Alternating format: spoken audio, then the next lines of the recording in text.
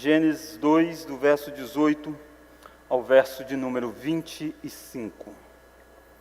Eu quero convidar você a acompanhar a leitura, que diz assim: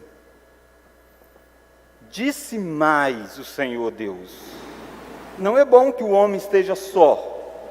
Falei uma auxiliadora que lhe seja idônea.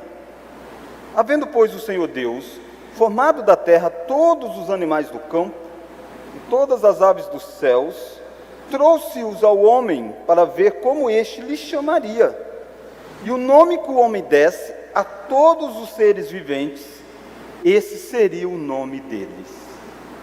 Deu nome o homem a todos os animais domésticos, às aves dos céus e a todos os animais selváticos. Para o homem, todavia, não se achava uma auxiliadora que lhe fosse idônea. Então o Senhor Deus fez cair pesado sono sobre o homem, e este adormeceu.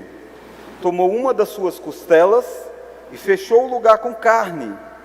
E a costela que o Senhor Deus tomara ao homem, transformou-a numa mulher e lhe a trouxe.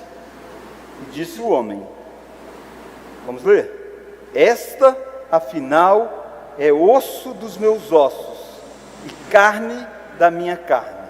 Chamar-se-á varoa, porque do varão foi tomada. Por isso deixa o homem pai e mãe e se une à sua mulher, tornando-se os dois uma só carne. Ora, um e outro, o homem e sua mulher, estavam nus e não se envergonhavam. Vamos orar? Deus, nos dê a graça de aprender um pouco mais da Tua Palavra. Nós estamos olhando, ó Deus, para este livro que trata da nossa identidade. Que nós possamos ser novamente alimentados, edificados, exortados, consolados, através da exposição da Tua Palavra. Oramos em nome de Jesus. Amém. Irmãos, a Gênesis é o livro da origem de todas as coisas. E ele tem duas grandes divisões. Do capítulo 1 até o capítulo de número 11, você encontra a origem da humanidade como um todo e temas universais. Como, por exemplo, a criação do mundo, a criação do homem, a criação da mulher, a criação do casamento, como que o mundo que foi criado bom se tornou mal, e como que se deu as linhagens que foram crescendo e se desenvolvendo no mundo, até que veio uma grande catástrofe, que foi o dilúvio, e depois o homem tentou fazer para si um grande império, que seria a Torre de Babel. A partir do capítulo 12, o que nós encontramos não é mais a origem da humanidade, mas de modo bem mais específico, a origem do povo de Deus. E o povo de Deus naquela época era Israel, que personificava a igreja. E então Deus vai mostrar no capítulo 12 até o capítulo 50 sobre os patriarcas, os primeiros de onde veio o povo: Abraão, Isaque e Jacó. Essa é a história que desdobra o livro de Gênesis. Identidade é algo que constantemente é atacado. E o nosso tempo é um tempo de crise de identidade, de todos os lados.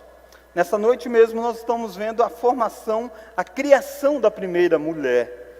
E não há dúvidas de que a identidade sobre quem é a mulher tem sido atacada ao longo do tempo. Seja através do machismo no passado, ou seja hoje através do feminismo. E esses ismos, a maioria das vezes, descaracteriza exatamente quem é a pessoa, quem é o ser criado por Deus. No domingo passado, nós olhamos sobre a criação do primeiro homem e a identidade que Deus deu a ele, de ser a imagem e semelhança de Deus, dele governar sobre todas as coisas. E nós iremos olhar hoje sobre a identidade da mulher, a criação da primeira mulher, a nossa primeira mãe. Todos nós viemos desta pessoa formada aqui.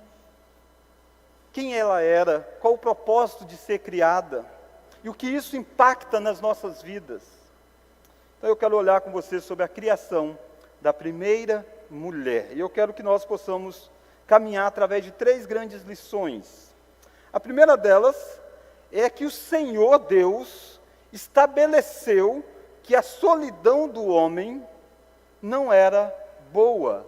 a solidão do homem não era boa. Olha lá o verso 18.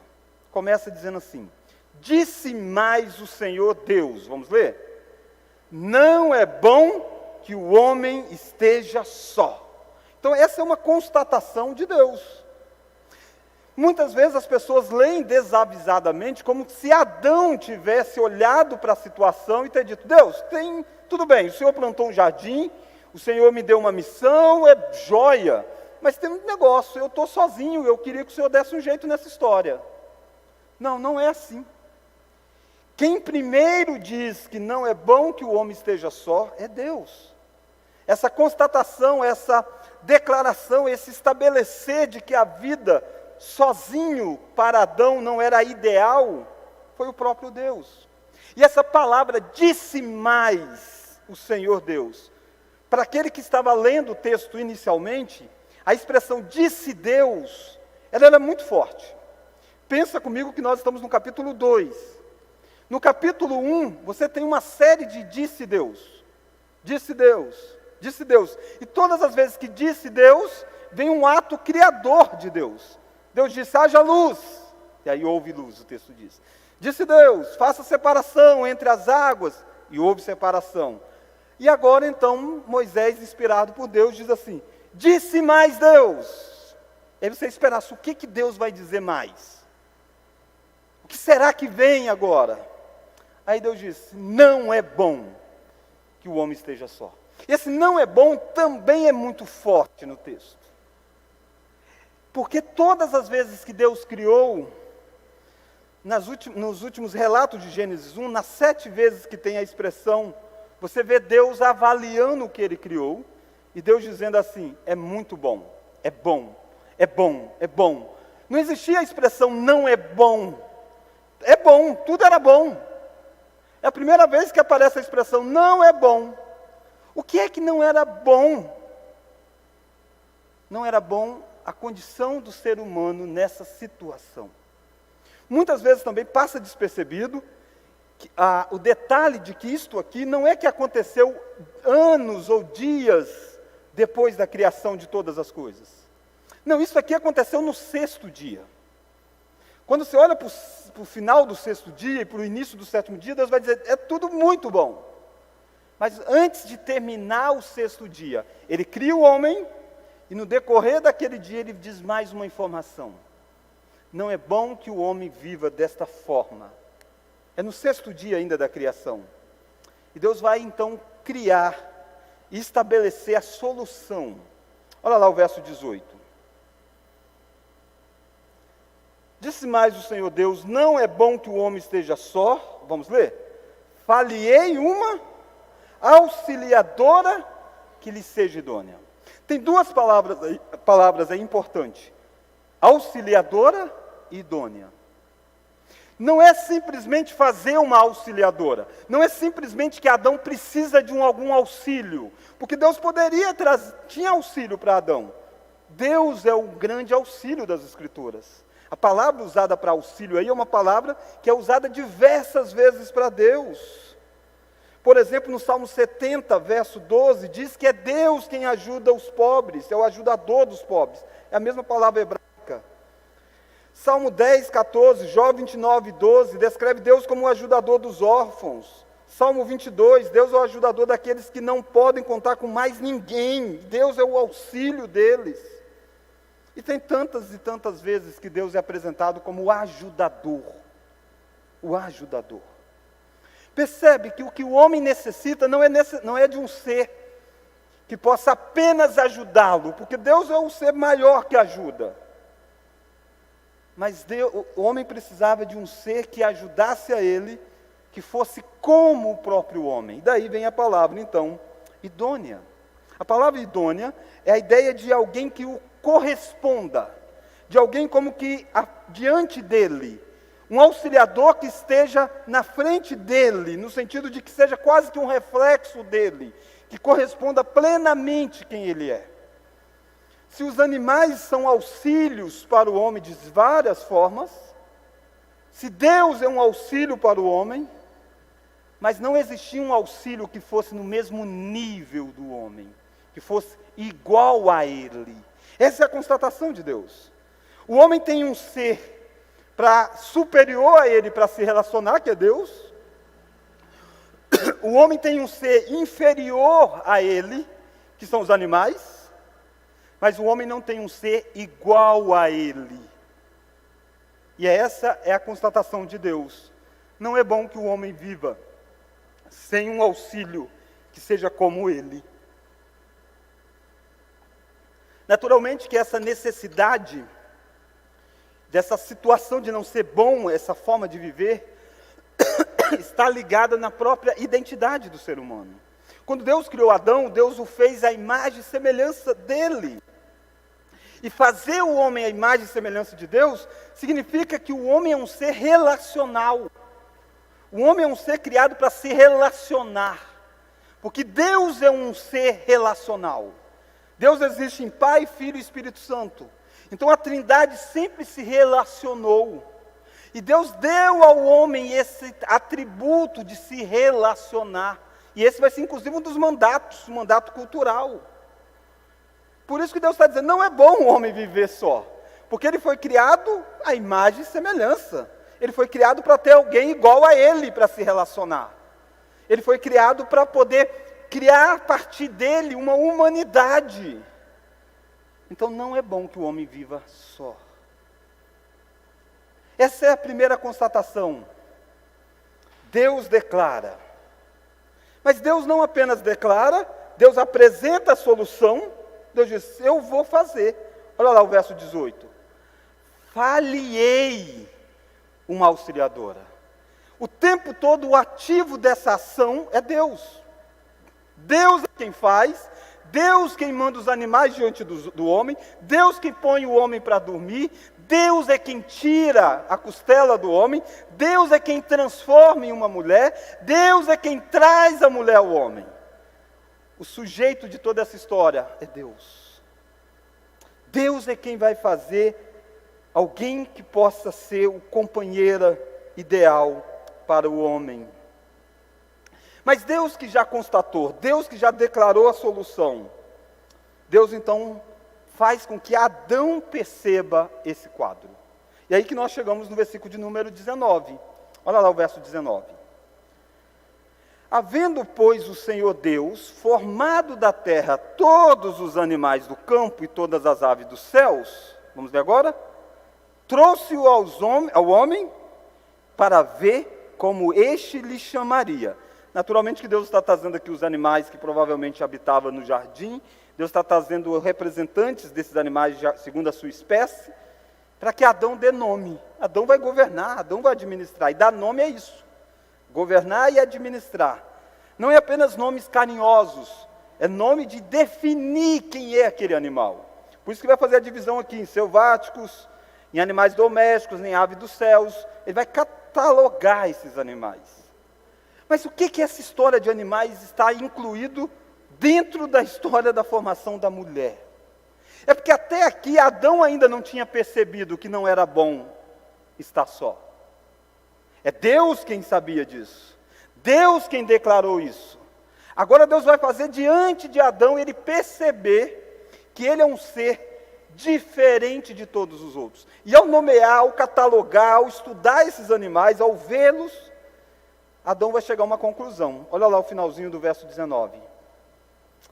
Versículo 20, melhor dizendo. Deu nome o homem a todos os animais domésticos, às aves dos céus e a todos os animais selváticos. Vamos ler agora? Para o homem, todavia, não se achava uma auxiliadora que lhe fosse idônea. Não é que Deus estava procurando uma auxiliadora que fosse idônea. Deus já declarou no versículo 18. Eu vou fazer uma. O que Deus está mostrando é que para Adão perceber que não existe uma auxiliadora. Mas não é só uma auxiliadora que lhe seja idônea. Então percebe o quanto que é importante nós caminharmos entendendo essas duas expressões juntas. É isso que não existia no jardim do Éden no sexto dia. Um auxílio que correspondesse a quem o homem era. Adão olha, percebe que os animais têm os seus pares, mas ele não tem ninguém igual. Ele está vivendo em um mundo sozinho. E agora então que Deus já mostrou para Adão, Deus então agora vai trabalhar para que Adão possa ter uma nova perspectiva de vida. Deus poderia simplesmente trazer desde o início uma auxiliadora para Adão. Mas Deus quer mostrar para Adão o valor que tem o novo ser que vai chegar diante dele. Ele vai mostrar para Adão que o ser que vai ser dado a ele é distinto de todos os demais. E Adão deve tratar esse novo ser diferente de qualquer outro ser que ele tratava até então. E aí eu quero olhar com você, então, a segunda lição. O Senhor Deus providencia a criação da mulher. Uma vez declarado, uma vez que Adão constatou, agora Deus vai criar. Como que Deus cria? Versículo 21, olha lá o verso 21, vamos ler? Então o Senhor Deus fez cair pesado sono sobre o homem, e este adormeceu, tomou uma de suas costelas e fechou o lugar com carne. E a costela que o Senhor Deus tomara ao homem, transformou-a numa mulher e lhe a trouxe. Então você encontra aqui Deus colocando o homem para dormir, talvez para que ele não ficasse dando muita opinião, né? Loira, morena, ruiva. Não, não é bem por isso não. Ele está colocando o homem aqui para dormir. Adalto Lourenço, um físico, um cientista, ele diz que a descrição desse evento corresponde perfeitamente com as leis da ciência. Esse colocar Adão para dormir nada mais é do que uma grande anestesia. Uma anestesia geral. Quando você vai ter que fazer uma cirurgia, o que faz com você? Dá uma anestesia e você apaga. E aí corta com força e você não sente dor. Deus está fazendo mais ou menos isso com Adão. Sono profundo. Retirada a costela. Dr. Adalto diz que essa é uma das regiões onde encontra-se com facilidade células-tronco, com a medula óssea vermelha removida daí, era possível fazer uma clonagem humana. Então o que Deus está fazendo é o primeiro clone. Mas não simplesmente um clone, é um milagre, óbvio, sem sombra de dúvida. Mas ele está fazendo do homem, tirando do homem. E o lugar é um lugar propício para trabalhar esse tipo de material genético. Depois que ele faz o corte, tira, o que mais que ele faz? Fecha o lugar. Isso nada mais é do que uma cirurgia plástica. Ele reconstitui. E aí então Adão vai acordar e vai ver a mulher sendo diante dele. Irmãos, por que Deus faz desta forma? Por que Deus não simplesmente disse, haja uma auxiliadora? Porque ao criar o primeiro homem, Deus o cria com a capacidade de reproduzir de certa forma. Por que Deus não faz do pó da terra como Ele fez o homem? Porque Ele quer mostrar para Adão de que eles são uma só carne. E é muito interessante que não é exatamente esse o argumento de Paulo que nós lemos em Efésios 5, quando ele diz que nós devemos amar a esposa. Ele diz, porque ninguém odiou a sua própria carne. Diz, nós não odiamos a nossa carne. E a esposa nada mais é do que a nossa própria carne. Irmãos, o Senhor Deus providenciou a criação de uma auxiliadora que lhe correspondesse ao homem. Olha como que isso está tão claro que quando Adão acorda, olha o verso 23. Deus traz então a mulher diante de Adão, verso 23, e disse o homem, esta, afinal, é osso dos meus ossos, carne da minha carne. Por que ele está usando essa expressão? Porque ele agora percebeu que existe alguém igual a ele. Isso é uma declaração poética, mas uma declaração de alguém que pela primeira vez vê um ser que é igual a ele, que corresponda a ele. Por isso que ele diz, osso dos meus ossos, carne da minha carne. Ele não poderia dizer isso dos animais. Todo o caminho para criar a mulher foi para mostrar o valor dela diante do homem.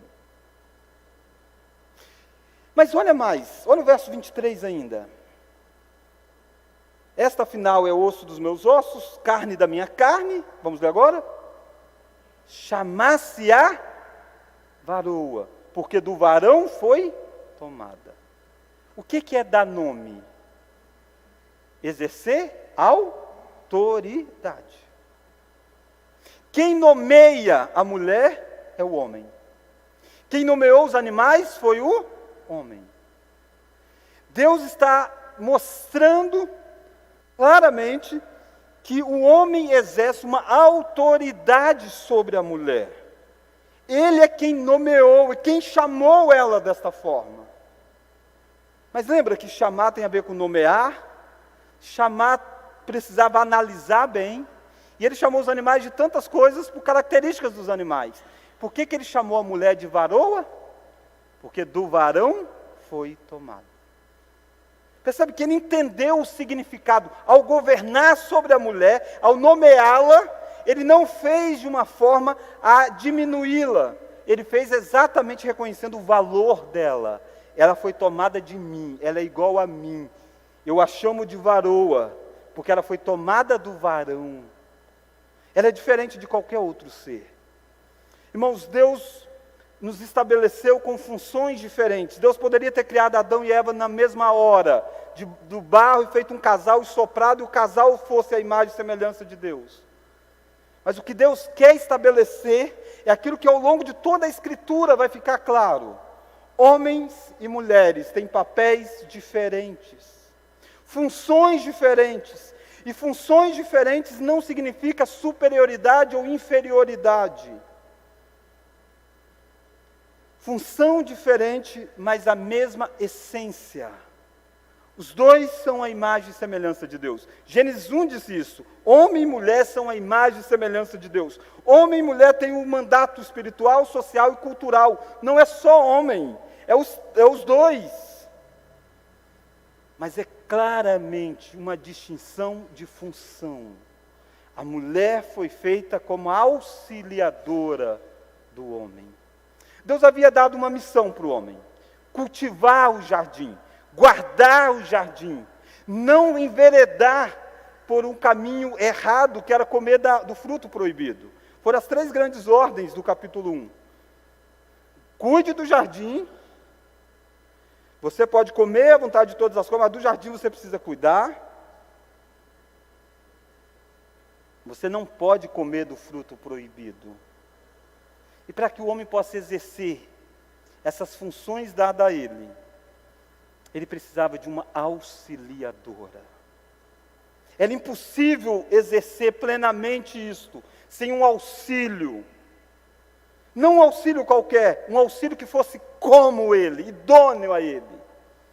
E aí Deus então faz a mulher nessa função de auxiliadora. A sociedade hoje em dia, ela distorce os significados. Uma das grandes linhas nos dias de hoje é a chamada ideologia de gênero, que vai dizer que não existe distinção nenhuma entre homem e mulher. Na verdade, tudo isso é um construto da sociedade. E o ideal seria que você, ao ter o seu filho, nem o chamasse com o nome de menino ou de menina.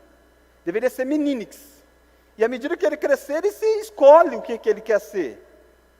Percebe que não está errado. Deus não fez um outro Adão. Embora tirado de Adão, é alguém que é chamada de varoa.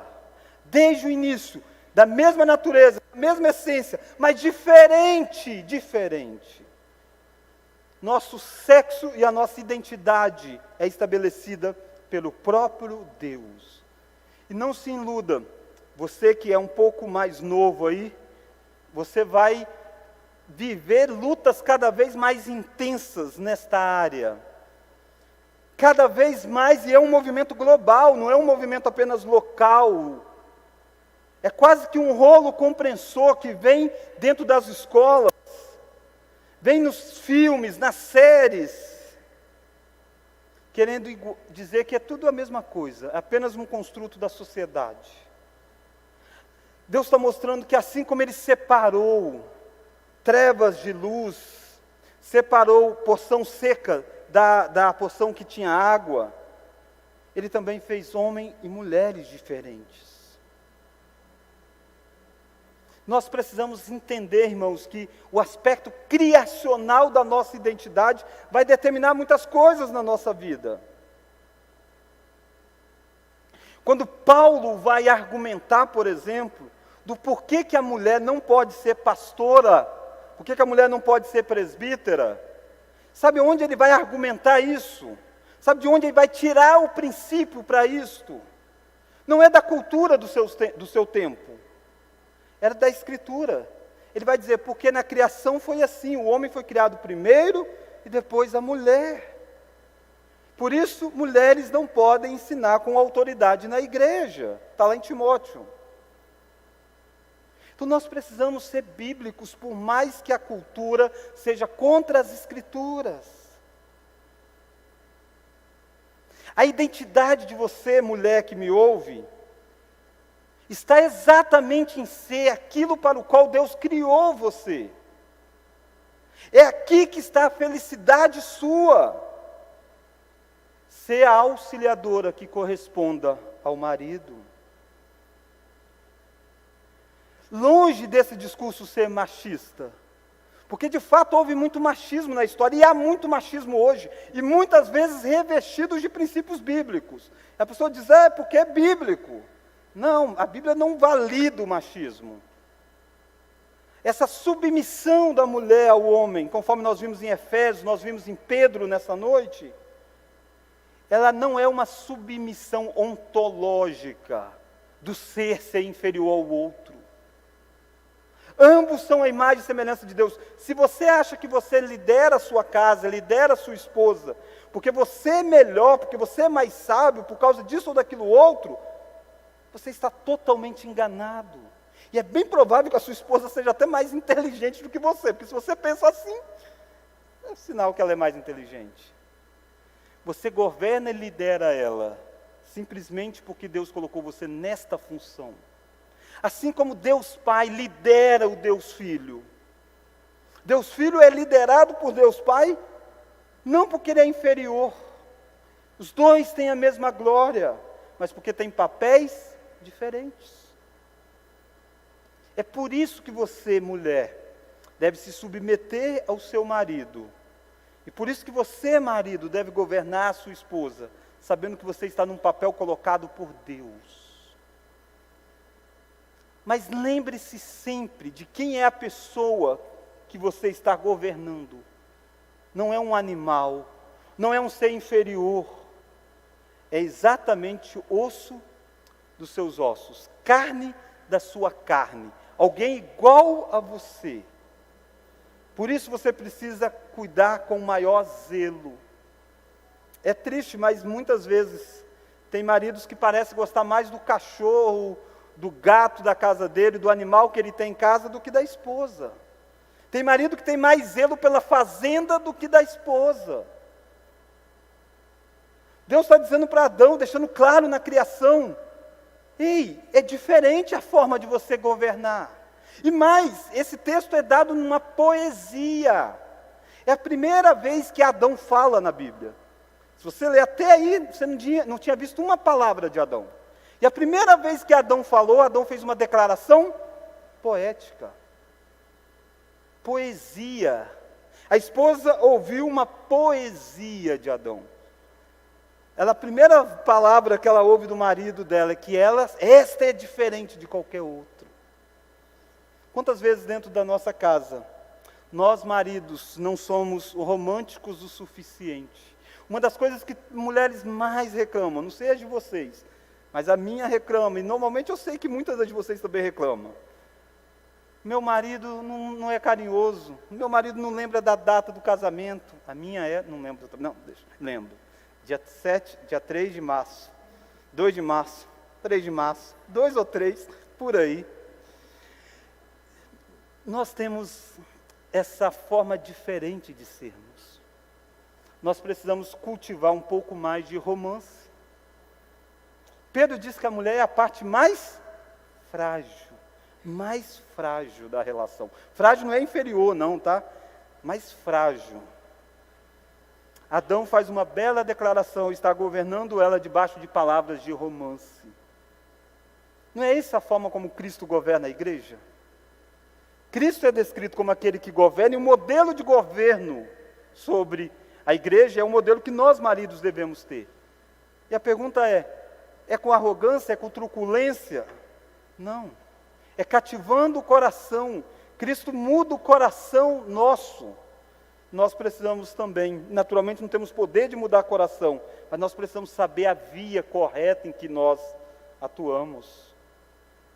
Esta sim, afinal, é ossos dos meus ossos, carne da minha carne. Vai chamar varoa, porque do varão foi tomada. E no hebraico é perfeita essa descrição. É uma palavra e é acrescida de uma letra. Ishi, Isha. Ele está dizendo, ele é igualzinho a mim, mudada num detalhe. No português não tem como ficar igual a tradução. Então ficou varão e varoa. Mas a ideia é que seja igual, mas com uma mudança diferente. Eu quero terminar dizendo para você da terceira lição. Se a primeira lição é que o Senhor, Deus, estabelece que a solidão do homem não é boa, que a segunda lição é que o Senhor Deus providencia a criação da mulher. A terceira e última lição, Deus estabelece o princípio do casamento. Olha aí Gênesis capítulo 2, verso 24. Vamos ler? Por isso, deixa o homem, pai e mãe, e se une à sua mulher, tornando-se os dois uma só carne. Moisés está escrevendo para o povo de Israel que saiu do Egito. Esse povo de Israel que saiu do Egito, eram casados, muitos deles. E aí Moisés está dizendo, ei, sabe por que aconteceu isso na vida de vocês? Por causa dessa história. Então essa história toda que a gente lê tem um propósito bem prático. Mostrar para aquele povo de Israel por que eles deveriam viver casados. E por que eles deveriam, o casamento deles, serem diferente da concepção de casamento que existia no Egito. No Egito havia vários, a poligamia era muito forte. Deus está dizendo, ei, não é assim que Deus fez. Deus criou um homem para uma mulher. O princípio é monogâmico. Irmãos, perceba que aqui é antes da queda. A nação de Israel vai ter maus exemplos. Os patriarcas deles, boa parte deles, tiveram outras mulheres.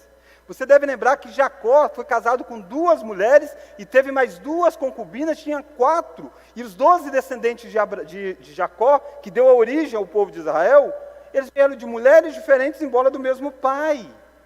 Mas Deus está dizendo para eles, ei, não é porque os antepassados de vocês agiram assim, que a identidade de vocês é esta. Não, Deus fez desde o início assim, um homem para uma mulher. Adão não precisava de 2 auxiliares. Adão precisava de uma auxiliar. Percebe o quanto que é importante isso aqui para poder tratar com o pecado da própria nação de Israel? Era muito comum eles querendo dizer, não, eu quero imitar o Jacó. Ou quantas vezes nós dizemos assim, mas sabe de uma coisa? Davi, né? Você sabe, Davi tinha várias mulheres, Salomão. Não, a identidade nossa não está em Davi, não está em Salomão, a identidade nossa está aqui em Gênesis 2. Jesus, quando foi tratar de casamento, ele tratou exatamente desse texto de Gênesis 2. O princípio do casamento é estabelecido sendo monogâmico e indissolúvel. Olha o verso 24 de novo. Vamos ler? Por isso deixa o homem, pai e mãe, se une à sua mulher, tornando-se os dois uma só carne. Essa é uma união tremenda. Os dois se tornam uma só carne. É por isso que a Escritura vai dizer que apenas no caso do divórcio ou do abandono do lar que é causa justa para a separação. E mesmo assim o ideal é que haja perdão, porque nós somos, quando casamos, para sempre uma só carne. Atenção, você que é pai, você que é mãe. Uma das bênçãos das nossas vidas são os filhos. Mas como qualquer coisa que Deus nos dá, nós temos um grande potencial de torná-los como ídolos. Não são poucos os pais e mães que dizem até abertamente, olha, mais importante da minha vida é o meu filho, a minha filha. Se quiser separar, que vai, mas o filho é meu. Irmãos, existe um vínculo maior entre você e a sua esposa, entre você e o seu marido, do que entre você e os seus filhos. Você diz, para com isso, pastor. É porque às vezes você está longe do princípio da Escritura. Aliás, o texto diz, por isso deixe o homem, pai e mãe, se une à sua mulher. Haverá um momento que o seu filho vai viver uma vida independente emocionalmente de pai e mãe. Naturalmente que esse deixar pai e mãe aqui não é abandono. Na cultura judaica, eles casavam e ficavam vivendo até mesmo próximo da casa e no mesmo terreno, como você vê isso nos personagens bíblicos. Mas ele está dizendo, houve um rompimento aqui de vínculo. E agora a pessoa que você tem maior aliança é a sua esposa e vice-versa. O casamento é uma união indissolúvel. Se não for pelas razões corretas, por mais que o Estado possa legalizar a separação, para sempre você foi uma só carne com aquela pessoa. Fica marcas para sempre. E é um lugar de intimidade total. Olha o verso 25. Vamos ler? Ora, um e outro, o homem e sua mulher estavam nus e não se envergonhavam. Intimidade total. Eles estavam nus e não se envergonhavam. Nus fisicamente, óbvio, mas a ideia de que não há nada que um não saiba sobre o outro. Quando o povo de Israel leu isso aqui, eles não estavam mais nus. Eles estavam vestidos por causa do pecado, e a nudez é o tempo todo condenada nas Escrituras, porque a nudez plena só era possível no jardim do Éden, antes da queda. Depois do pecado, a pessoa não consegue ser plenamente, porque um se tornou ameaça para o outro. A primeira coisa que vai acontecer com Adão e Eva quando eles pecam, é sentirem vergonha um do outro. O casamento é monogâmico, é indissolúvel, intimidade total, e infelizmente hoje nós precisamos ainda afirmar que é uma relação heterossexual entre homem e mulher. Talvez no passado a gente nem precisava dizer isso, porque era óbvio, mas hoje, cada vez mais, a sociedade tenta legalizar aquilo que a Escritura não legaliza. Realmente um casamento é isso aqui, homem e mulher, vivendo juntos, unidos para todo sempre, até que a morte os separe, uma só carne. Para que Deus fez essa união? Por que Deus fez isso? Não é bom que o homem esteja só.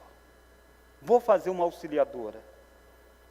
Mas deixa eu dizer para você que é homem. Quantas vezes você, por causa desse princípio de liderança, e o princípio é bíblico, você deve liderar, mas quantas vezes você joga fora a função de auxiliadora da sua esposa?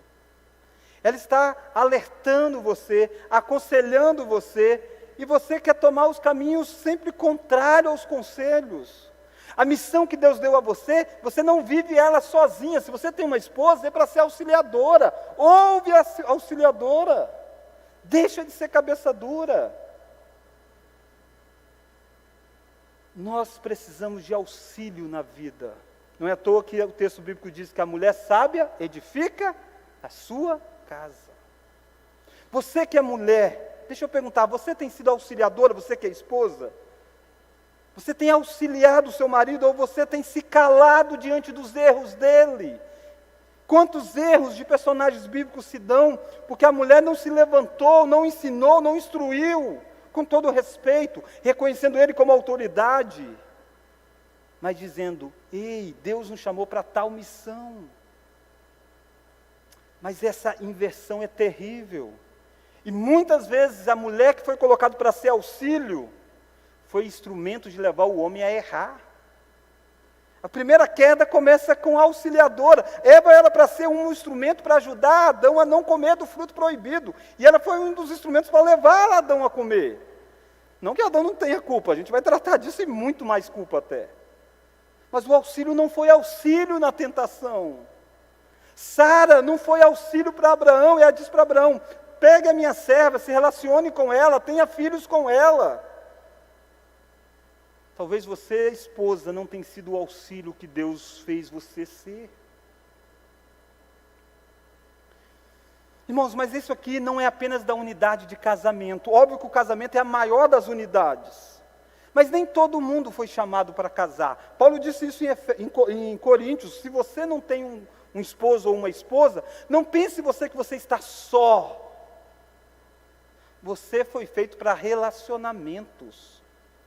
E há vários níveis e vários tipos de relacionamentos. Um deles é exatamente o relacionamento da família da fé.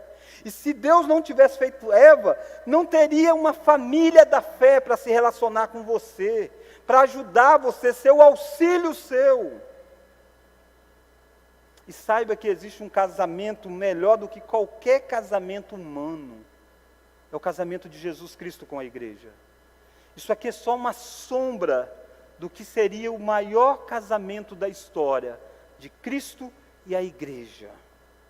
E se você não tem um esposo, você tem o maior deles, que é Cristo Jesus, para a sua vida. Isto basta, isto é suficiente. Mas você que é jovem, não pense você que a sua vida, ou as carências da sua vida, vai ser suprida com animais, com bichos. Não, a carência que você tem, que eu tenho, que nós temos, carência de relacionamentos, é com alguém que seja como nós. Por que eu estou dizendo isso? Não são poucas as pessoas que têm humanizado os bichos. Pessoas não querem ter filhos, mas têm gatos ou cachorros e como se fossem os filhos deles.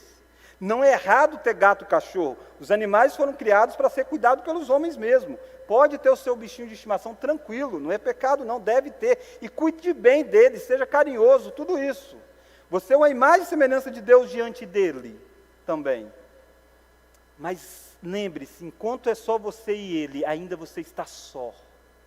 Você está só. Você precisa de gente. Tem amigos, tem amigas.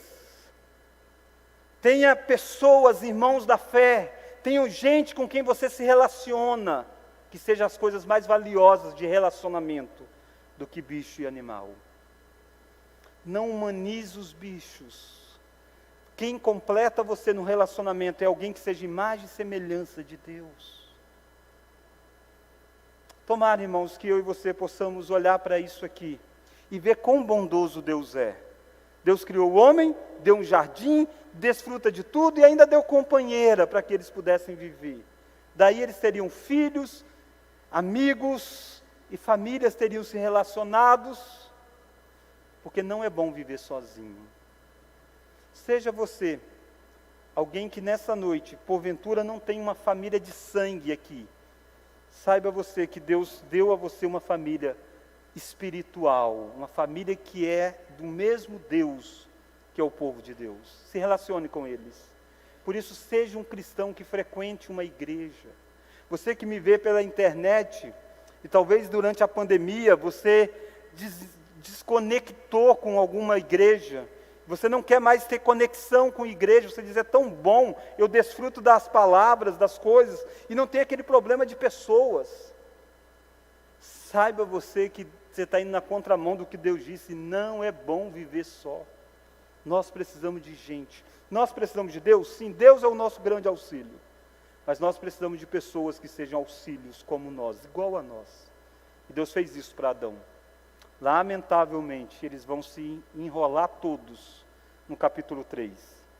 Mas até aqui, era tudo muito bom no sexto dia, quando Adão e Eva foram criados. Vamos orar?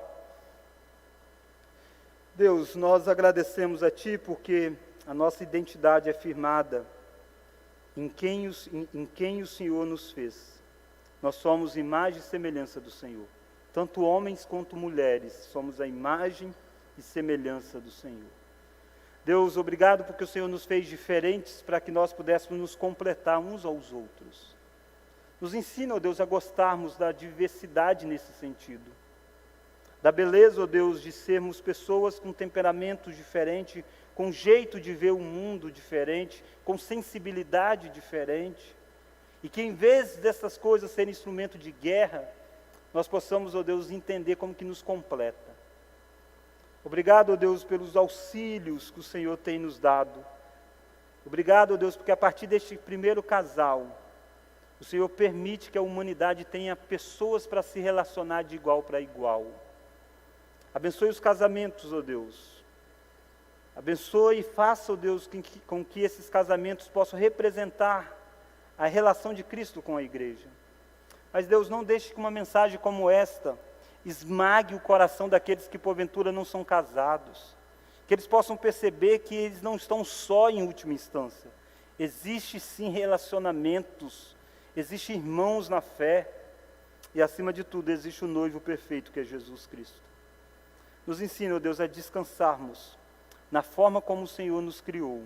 E nos ensine, Deus, a honrar aquilo que o Senhor fez. Aos homens, ó Deus, ensinem eles, ó Deus, de fato, a serem homens nessa geração que tem tornado homens tão fracos, tão frágeis. As mulheres, Deus, ensinem elas de fato a serem mulheres. E faça, ó Deus, com que nesse relacionamento mútuo, o Teu nome seja glorificado. E o desenvolver dos 3 mandatos, espiritual, social e cultural, aconteça de uma forma mais sábia, de uma forma mais rápida, porque nós temos com quem caminhar.